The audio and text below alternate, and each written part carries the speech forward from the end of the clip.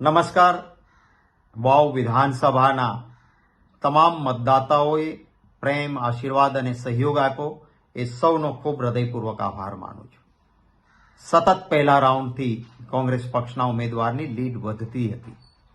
છેલ્લા થોડા રાઉન્ડમાં એ લીડ કપાઈ અને નજીવા મતોથી ભારતીય જનતા પાર્ટીના ઉમેદવાર જીત્યા છે. જીતેલા ઉમેદવારને મારા તરફથી અભિનંદન.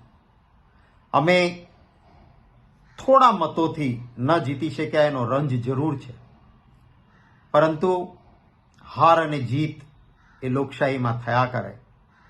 હાર અને જીત કરતા કેવા પ્રકારે અને કેવા સિદ્ધાંત સાથે ચૂંટણી લડ્યા એનું મહત્વ છે.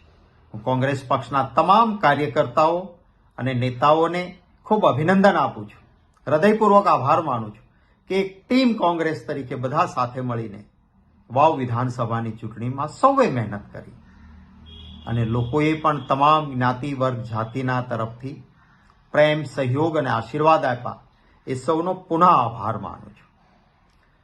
અને આવતા દિવસોમાં અમે સતત લોકોની વચ્ચે રહીને કામ કરતા રહીશું અને લોકોના પ્રેમ અને આશીર્વાદ સાથે લોક પ્રશ્નોને ઉઠાવતા રહીશું. અનેક વિઘ્નો વચ્ચે, અનેક વિપરીત સંજોગો વચ્ચે સત્તા એ રાજ્યમાં વર્ષોથી જે પોલિટિકલ પાર્ટીની છે એમણે તમામ પ્રકારના પ્રયત્નો કર્યા. એમની સામે તાચા સાધનો, મર્યાદિત વસ્તુઓની વચ્ચે પણ કોંગ્રેસના કાર્યકર્તાઓ જે મજબૂતીથી વાવ વિધાનસભાની ચૂંટણી લડ્યા અને જે મતદાતાઓએ પણ અમારા પર વિશ્વાસ મૂક્યો એ સૌનો પુનઃ હૃદયપૂર્વક આભાર માનું છું. અનેક નેતાઓ અને કાર્યકર્તાઓએ રાત દિવસ મહેનત કરી છે.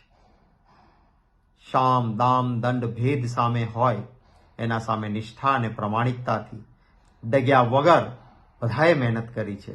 એ સૌનો પણ ખૂબ હૃદયપૂર્વક આભાર માનું.